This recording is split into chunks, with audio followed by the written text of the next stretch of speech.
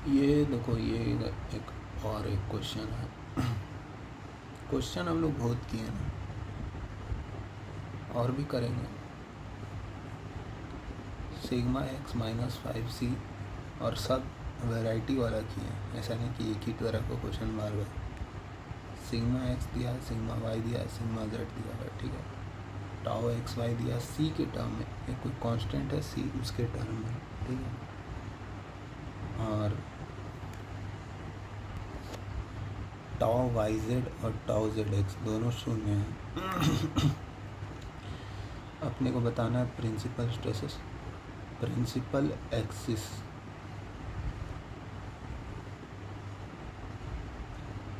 Greatest shearing stress, ठीक है, and last octahedral shear stress, ठीक है। क्या क्या दिया हुआ है जरा स्ट्रेस टेंसर बना लें। -5c सिग्मा एक्स सी, ठीक है, 0 0 0 0, ठीक है। और टाओ एक्स वाई माइनस सी है तो टाओ वाई एक्स भी माइनस सी है। इवन इस सवाल को प्रिंसिपल स्ट्रेस निकालने के लिए तो हम लोग जो है, अच्छा प्रिंसिपल स्ट्रेस में क्या किसी को एक प्रिंसिपल स्ट्रेस दिख रहा है क्या यहाँ से? मेरे को तो एक प्रिंसिपल स्ट्रेस इस मैट्रिक्स से ही पता लग जा रहा है बिना किसी कैलकुलेशन के।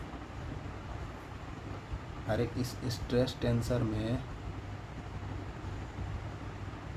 Sigma X, tau X Y और टाउ एक्स जेड, ये पूरा रो किसको रिप्रेजेंट करता है?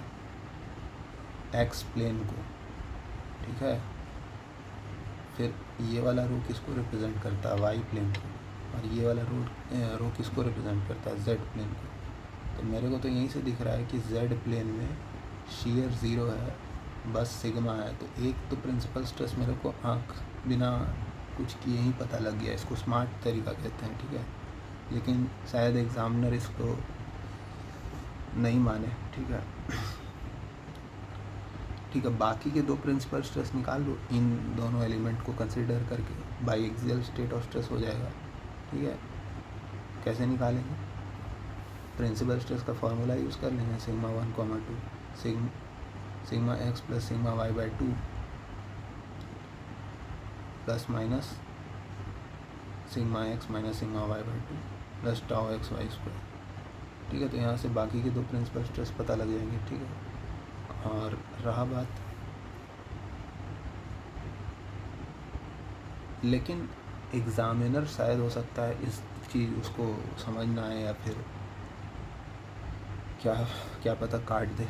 तो तुम तो भाई ऐसा मत ही करना, नहीं तो फिर ये सब मतलब थोड़ा कॉम्पिटिटिव एग्ज़ाम्स वगैरह में ज़्यादा, जब गेट में इस तरह का क्वेश्चन आया हुआ है एक बार, ठीक है, तो ये नहीं आया हुआ, इस तरह का स्ट्रेस टेंसर दिया हुआ था, तो उसमें हमको प्रिंसिपल स्ट्रेस निकालना था। तो लेकिन यहाँ तो सब्जेक्टिव है, सब्जेक्टिव में लंबा खींचना होता है। तो इसके लिए तो सिंपल हम लोग मैट्रिक्स बनाएंगे -5c। मैट्रिक्स बनाने सी जो है मेरा, सी का वैल्यू दे रखा है 100 किलो पास्कल, ठीक है। और मैट्रिक्स बनाने सी का वैल्यू पुट कर दो, और मैट्रिक्स बनाने से अच्छा रहेगा कि I1 I2 I3 निकाल लो, ठीक है। और I1 कैसे निकलेगा? डायगोनल एलिमेंट का सम माइनस का 4c। I2 कैसे निकलेगा? पहला रो पहला कॉलम डिलीट करो, डिटर्मिनेंट निकालो। I2 के लिए दूसरा रो दूसरा कॉलम डिलीट करो, डिटर्मिनेंट निकालो। तीसरा रो तीसरा कॉलम डिलीट करो, डिटर्मिनेंट निकालो। I2 निकल जाएगा, ठीक है। I3 भी निकल जाएगा, पूरे का डिटर्मिनेंट निकाल लो, ठीक है। तो ये -3 आता है, ये -10 आता है, ये -6 आता है। और हमारा जो क्यूबिक इक्वेशन बनता है वो किस टर्म्स में बनता है? सिग्मा क्यूब माइनस का I1 बोले तो -3 प्लस का 3 सिग्मा स्क्वायर प्लस I2 कितना है? -10, ठीक है। सिग्मा माइनस का I3 कितना है?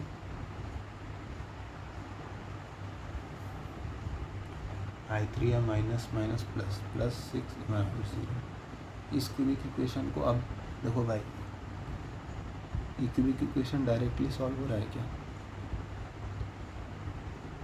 हिट एंड ट्रायल वगैरह से या कुछ से? 1+3 माइनस 10 प्लस 6 माइनस 4 प्लस 4। अच्छा,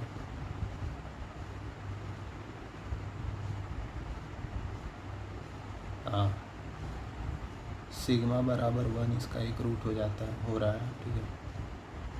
और बाकी का 2 रूट निकालने के लिए सिग्मा -1 से इसको डिवाइड कर दो। अब भाई न्यूटन रैप्सन वैप्सन लगाना कई जगह बोलते हैं लगाने के लिए, हालांकि इस केस में तो ज़रूरत भी नहीं है, इसमें तो फैक्टराइजेशन हो गया ना।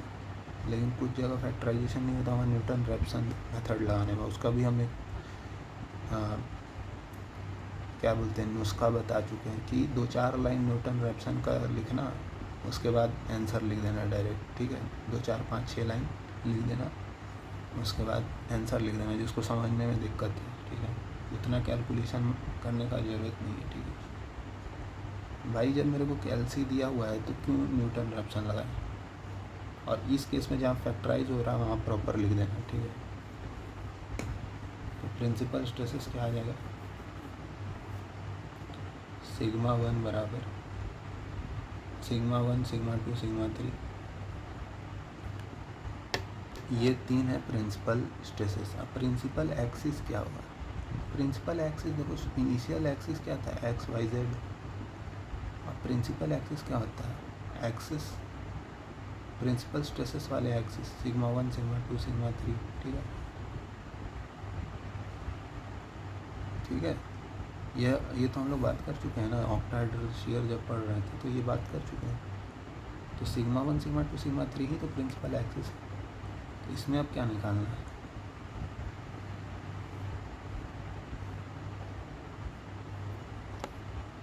अब बताना है ग्रेटेस्ट शियरिंग स्ट्रेस। तो देखो शियरिंग स्ट्रेस का फार्मूला क्या होता है? Sigma 1 minus sigma 2/2 magnitude of sigma 1 minus sigma 2/2 sigma 2 minus sigma 3/2 sigma 3 minus sigma 1/2। इन तीनों में से जिसका वैल्यू सबसे ज़्यादा होगा वो मेरा टॉम एक्स होगा। और मेरे को दिखने से ही लग रहा है कि अगर इन दोनों को लिया जाए तो ये मैक्सिमा प्रोड्यूस कर देंगे, ठीक है, क्योंकि एक प्लस में एक माइनस में, माइनस माइनस प्लस हो जाएगा, ठीक है। और लास्ट पार्ट पूछा है tau octahedral shear stress. Octahedral shear stress क्या करता है? 1/3 root under sigma 1 minus sigma 2 का होल स्क्वायर, ठीक है, प्लस सिग्मा 2 माइनस सिग्मा 3 का whole square plus sigma 3 minus sigma 1 का होल स्क्वायर। यहाँ पे सभी वैल्यू रख देंगे, सब तो पता लग ही चुका है, ठीक है, रख देंगे, आ जाएगा। कुछ है क्या इसमें? ऐसा कुछ तो है नहीं इस क्वेश्चन में।